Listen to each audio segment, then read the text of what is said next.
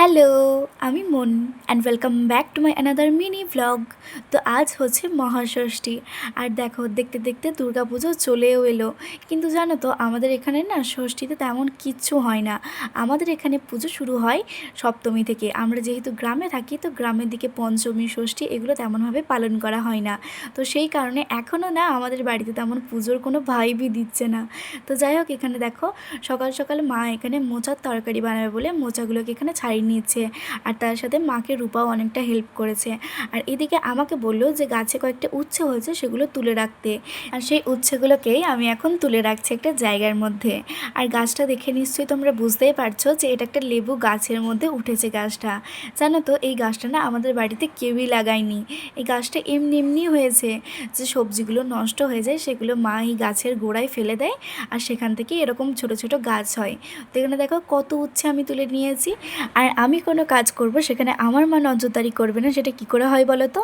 তো এখানে দেখো আমি উচ্ছেগুলো তুলতে তুলতে মা এখানে আরও কয়েকটা আমাকে উচ্ছে দেখিয়ে দিয়েছিল, তো সেগুলো আমি এখানে তুলে একটা ঝুড়ির মধ্যে রেখে দিলাম। আর এই উচ্ছেগুলোতে না আমাদের কোনো রকম কীটনাশক ইউজ করাই হয়নি, মানে কোনো রকম সার ইউজ করা হয়নি, তাও দেখো কি সুন্দর ফলন হয়েছে। দেন উচ্ছে টুচ্ছে তোলা হয়ে গেলে এখানে ফ্রিজে দুধ রাখা ছিল, তো সেটাই মা বললো যে কাকুকে মাপতে দিয়ে আসতে। তো সেটাকে আমি এখন মেপে নিয়ে চলে এসেছি বাড়ি। তো এই যে এটা হচ্ছে আমাদের সুন্দর বাড়ি, যেটাকে আমার দাদু বেশিরভাগ সময়ই পাহারা দেয়। তো যাই হোক, তারপর আমি সব কিছু কাজ টাজ করে এখানে চলে এসেছি এখন ফোন দেখতে। আর আমি এখানে দেখছিলাম সিআইডি, কারণ আমার সিআইডি দেখতে না ভীষণ ভালো লাগে। আচ্ছা, তোমাদের কার কার সিআইডি পছন্দ অবশ্যই আমাকে কমেন্টে জানিও। আর এদিকে দেখো বাবা এখানে গাদা বাজার করে নিয়ে এসছে, আর তার সাথে আমাদের জন্য নিয়ে এসছে চকলেট। বাবা যখনই বাজার করতে যায় আমাদের জন্য চকলেট তো সবসময় নিয়ে আসে। দেন তারপরে বসে গিয়েছিলাম লাঞ্চ করতে। আর লাঞ্চে ওই যে বলেছিলাম তোমাদের আজকে আমার মা বানিয়েছে মোচা, যেটা আমার একদম পছন্দ নয়। তো যাই হোক, মুখ বুজে সোনা মেয়ের মতো খেয়ে নিয়েছিলাম।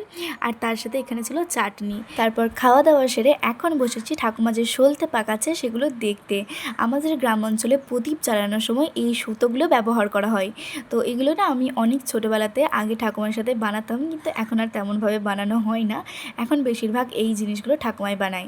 আর আমার ঠাকুমা এই সলতেগুলো না খুব সুন্দর বানায়। তো যাই হোক, ঠাকুমার এই সলতে বানানো অনেকক্ষণ দেখেছি। দেন তারপরে সবার জন্য সন্ধ্যেতে এখানে বানিয়েছিলাম আমি মশালা টি। আর এই মশালাটি আমি ফার্স্ট টাইম ট্রাই করেছিলাম, আমি ইউটিউবে ভিডিও দেখে বানিয়েছিলাম, যেটা খেতে আমার দারুণ লেগেছিলো। তোমরাও অবশ্যই বাড়িতে একবার হলেও ট্রাই করো। তো চলো আজকের মতো ভিডিওটা এটুকুই। ভিডিওটা যদি ভালো লেগে থাকে অবশ্যই like, comment and subscribe. Tata.